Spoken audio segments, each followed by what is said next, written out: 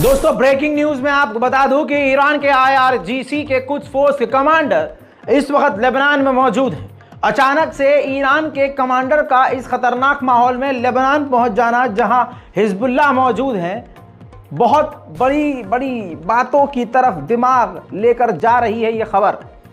मेरे दोस्तों, आगे क्या हो रहा है, अंदर क्या खिचड़ी पक रही है नहीं पता, लेकिन आपको ये मालूम है कि हिजबुल्लाह और इजराइल के बीच खूंखार जंग छिड़ी हुई है। दोनों एक दूसरे पर खौफनाक हमले कर रहे हैं। ऐसे में ईरान के कुछ फोर्स के कमांडर का लेबनान पहुंचना कहानी कुछ और बता रहा है।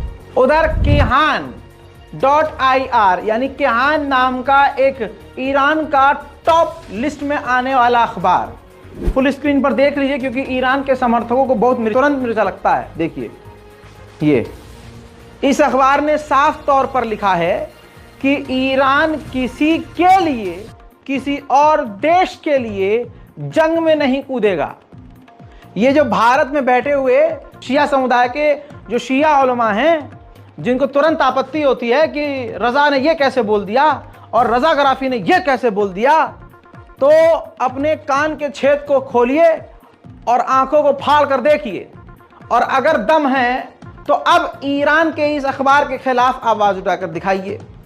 अब बोलिए, यहां 3 साल से सारे प्रोपागंडा, इजराइल के प्रोपागंडा को हम खोल रहे हैं, ईरान की तस्वीर दुनिया के सामने रख रहे हैं, तो कभी कोई अप्रिसिएशन नहीं कि हाँ रजा भाई बहुत बढ़िया काम कर रहे हो, माशाल्लाह हैं, तुम सच्चाई सामने रख रहे हो, जो जैसा है वैसा उनको बता रहे हो। एक वीडियो में वो हिजबुल्लाह के पूर्व वो हैं, सेक्रेटरी रह चुके हैं, हाई कमांडर रह चुके हैं, और वो हिजबुल्लाह की जगह लेना चाहते थे। अब बौखला कर उन्होंने, उनके ताल्लुकात MI6 से भी हैं, अंग्रेज़ों से भी हैं, अलग अलग जगह से भी हैं, गद्दारों की यहाँ कमी नहीं है। उन्होंने बौखला कर उल्टी सीधी बातें, खामनाई, आयतुल्लाह सिस्तानी, सबको बोली। खबर ही तो थी ये, खबर थी ना भाई। उस पूरी खबर को मैंने कवर किया। वो खबर कवर करना गुनाह हो गया भाई साहब। सच लोगों को बर्दाश्त नहीं है। इसीलिए कहते हैं कि भारत में पत्रकारिता करना बहुत मुश्किल है। सिर्फ सरकार विरोधी नहीं होती है, किसी को ज़रा सा सच बुरा लग जाए, अरे भाई 3 साल से आपको जो सच दिखा रहा हूँ, ईरान के बारे में बता रहा हूँ, दुनिया ईरान के बारे में इतनी जानती नहीं थी। सबसे ज़्यादा ईरान के बारे में एक्सप्लेनेशन हमने दिया है। ईरान के बारे में तो हुआ क्या, तुरंत गाली, उल्टा सीधा लिखना शुरू कि भाई, और सारी दुनिया उब चुकी है ईरान की धमकी से। ईरान क्या कर रहा है, धमकी दे रहा है। तुर्की क्या कर रहा है, धमकी दे रहा है। सऊदी क्या कर रहा है, धमकी दे रहा है। इजिप्ट क्या कर रहा है, धमकी दे रहा है। सबसे ज़्यादा धमकी देने वाले देशों में इस जंग में ईरान रहा है। बयान लिख लीजिए, रिकॉर्ड कर लीजिए, बयान लिस्ट जारी कर सकता हूं मैं कि सबसे ज़्यादा धमकी देने वाला ईरान है। अब इस अखबार के बारे में बोल के दिखाइए आप। ईरान का सिर्फ ये अखबार नहीं है, डिजिटल मीडिया प्लेटफॉर्म पर अब आप सबको गद्दार कहते रहिए। एक तरफा आप सबको कहिए ये शाह पहलवी का जो है समर्थक, कुछ भी कहते रहिए, हो ये ईरान में रहा है, ईरान का अखबार है। अब आप खुद देखिए, ये तुर्की के राष्ट्रपति रजब तैयब एर्दोगान, इनका फिर से बयान आया। इन्होंने कहा कि इजराइल जो है हफ्तों से कत्लेआम कर रहा है, वॉर क्राइम कर रहा है, लेकिन यूरोप के देश सीज फायर का नाम तक नहीं ले रहे हैं। अब सवाल ये है, सवाल मेरा ये है कि आप तेल देना बंद नहीं कर रहे, आपने उससे डील कैंसिल की है, लेकिन आप अभी भी तेल दे रहे हो, उसको ईंधन दे रहे हो, उसको डीजल दे रहे हो, कच्चा तेल दे रहे हो, हैं? और चलिए, आपके पास तो बहुत बड़ी सेना है, लोग हड़काते हैं, आप तो हड़का भी नहीं रहे। आपने अपना युद्धपोत भेजा, अपनी सेना तैनात करी, कुछ वार्निंग, लास्ट वार्निंग, कुछ इस तरह का कुछ जुमला सख्त इस्तेमाल नहीं।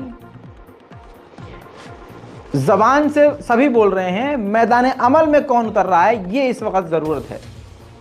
अब देखिए यहाँ पर अब तुर्की वाले खिलाफ हो जाएंगे कि भाई आपने हमारे यार, फिर पत्रकारिता आदमी करे कैसे। लेकिन मैं किसी के सामने ना झुका हूँ ना झुकूंगा, क्योंकि ये सर सिर्फ जो है अल्लाह के आगे झुकता है।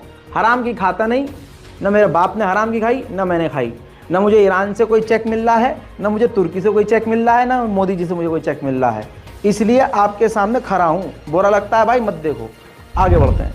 कुछ ही घंटे के बाद रजब तैयब एर्दोगान का फिर एक बड़ा बयान आया, जिसमें रजब तैयब एर्दोगान ने सीधा सीधा कह दिया कि इजराइल एक पागल की तरह एक्ट कर रहा है, एक ऑर्गेनाइजेशन की तरह एक्ट कर रहा है, लगभग वो पागल सा हो गया है। यानी किसी को कत्ल करने के लिए आदमी खूंखार नहीं बन जाता है, पागल बन जाता है। तो कहा कि वो स्टेट की तरह नहीं, एक देश की तरह नहीं, एक संस्था, एक ऑर्गेनाइजेशन की तरह एक्ट कर रहा है और लगातार गाजा के लोगों का कत्लेआम कर रहा है। उधर इजराइल के एनएसए नेशनल सिक्योरिटी एडवाइजर ने कह दिया है कि कोई भी डील अभी नहीं हुई है, ये जंग चल रही है और चलती रहेगी। सोच के देखिए, यूएन एजेंसी के चीफ ने कहा है कि मैंने 2 से 3 हफ्तों में अपने 64 साथियों को इजराइल के हमलों में गजा में खो दिया है। सोचिए, अंतर्राष्ट्रीय संस्था, ह्यूमन राइट संस्था में काम करने वाले तक को बख्श नहीं रहा है इजराइल। उधर अमेरिका ने फिर कह दिया है कि हमें सीज फायर में कोई भी भरोसा नहीं है, क्योंकि सीज फायर अगर हुआ, जंग अगर रुकी, तो इसे हमास को मौका मिलेगा और वो मजबूत होगा। दोस्तों, इस तमाम रिपोर्ट पर, लेटेस्ट अपडेट पर आपकी राय क्या है? अपनी राय कमेंट में ज़रूर लिखिए, रिपोर्ट को शेयर कीजिए और मुझे भी अपनी दुआओं में कहीं ना कहीं याद रखिए। जय हिंद।